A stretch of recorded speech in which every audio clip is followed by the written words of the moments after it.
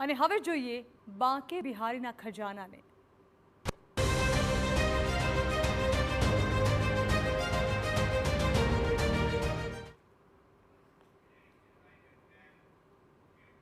તો ધનતેરસે બાંકે બિહારી મંદિરનો ખજાનો ખુલ્યો અને આ 54 વર્ષ પછી ખોલવામાં આવ્યા છે તેના કપાટ, જેના પર સૌ કોઈની નજર હતી। 54 વર્ષ પછી એ કામ હાથ ધરવામાં આવ્યું છે, જેને લઈને વિશેષ કમિટીએ તપાસ શરૂ કરી। સુપ્રીમ કોર્ટના આદેશથી આ કપાટ ખોલવામાં આવ્યા છે। 54 વર્ષ સુધી આ કપાટને હાથ સુધી લગાડવામાં નહોતો આવ્યો, ત્યારબાદ તેને ખોલવાની કામગીરી હાથ ધરાઈ છે। સુપ્રીમ કોર્ટના આદેશથી આ કપાટ ખોલવામાં આવ્યા। આ મંદિરના ખજાનામાં અનેક કિંમતી ચીજ વસ્તુઓ હોવાની શક્યતાઓ છે, જો કે આ વિશેષ ટીમ જે તપાસ કરશે તેમાં પણ ખાસ ધ્યાન રાખવામાં આવશે, કારણ કે 54 વર્ષથી આ કપાટ બંધ છે। ઉત્તર પ્રદેશના વૃંદાવનના પ્રસિદ્ધ બાંકે બિહારી મંદિરના ઠાકોરનો ખજાનો જનતા સામે હવે આવી શકે છે। સુપ્રીમ કોર્ટ દ્વારા બનાવવામાં આવેલી કમિટીએ તપાસ શરૂ કરી છે।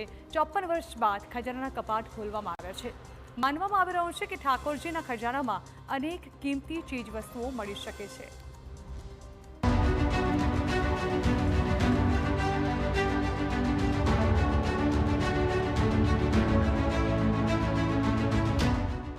બાંકે બિહારી મંદિરનો ખજાનો।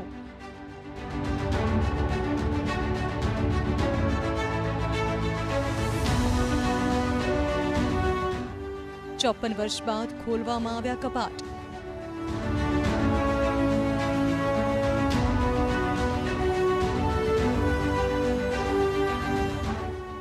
મંદિરના ખજાનામાંથી શું મળ્યું?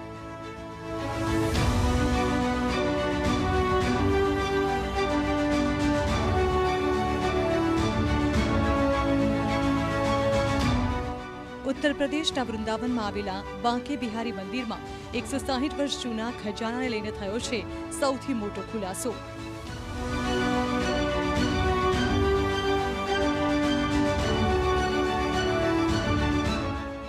આ ઐતિહાસિક મંદિરમાં ધનતેરસના દિવસે ખજાનાના કપાટ ખોલવામાં આવ્યા।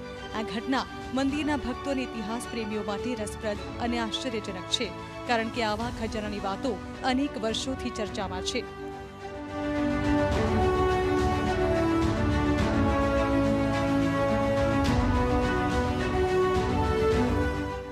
ચોપન વર્ષ પછી મંદિરના ખજાનાના કપાટ ખોલવામાં આવ્યા હતા।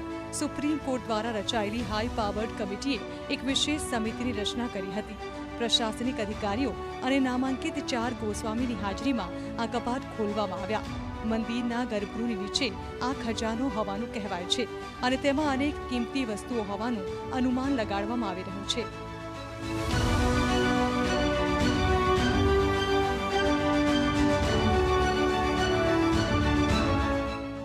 આ અગાઉ 1971માં ભગવાન બાંકે બિહારીનો ખજાનો ખોલવામાં આવ્યો હતો। આ મામલે મંદિર કમિટીના સભ્ય દિનેશ ગોસ્વામીએ કહ્યું કે હાલમાં ગર્ભગૃહની નીચેના દરવાજાને ખોલવામાં આવ્યો છે, જ્યાં અંદર મોટા પ્રમાણમાં કચરો અને માટી મળી છે। અત્યાર સુધી ત્યાંથી કોઈ વસ્તુ બહાર કાઢવામાં નથી આવી અને વધુ તપાસ ચાલી રહી છે। हाई पावर कमेटी पावर में आई है अब वो चार्ज ले रही है, तो तोश खाना भी उसके अंतर्गत है, तो वो देखेगी इसमें क्या है। नहीं तो सारी जनता लोग ये हल्ला करेंगे हाई पावर खा गई। तो हम सबको लोग मीडिया को हमने बुलाया हुआ है, हमने लोगों को बुलाया हुआ है और एक कमेटी गठित की हुई है। इसमें क्या निकलेगा पता नहीं। ये सन 71 में और ये मैंने जो मेरी आशंकाएं थी मैंने अपनी मीटिंग में व्यक्त की है, क्योंकि 71 में खुल चुका है।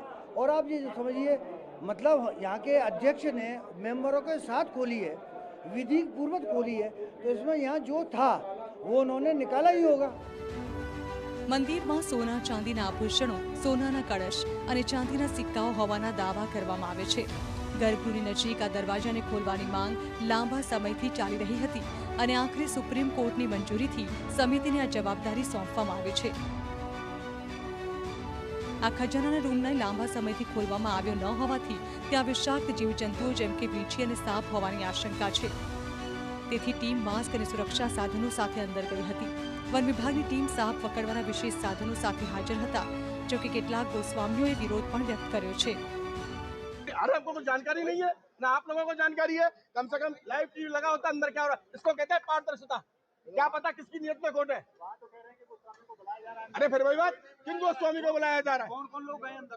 अरे वो हाई पावर कमेटी के लोग हैं, हमको क्या पता। तो वो कहते हैं हमारी कोई सुनता ही नहीं है। दिनेश गोस्वामी उसमें कहता है मेरी कोई सुनता नहीं है। हम चाहते हैं लाइव होना चाहिए था। આમ 160 વર્ષ જૂના ખજાનાને લઈને હજુ રહસ્ય યથાવત છે. મંદિરમાંથી શું મળશે તેને લઈને હવે કમિટી ખુલાસો કરશે.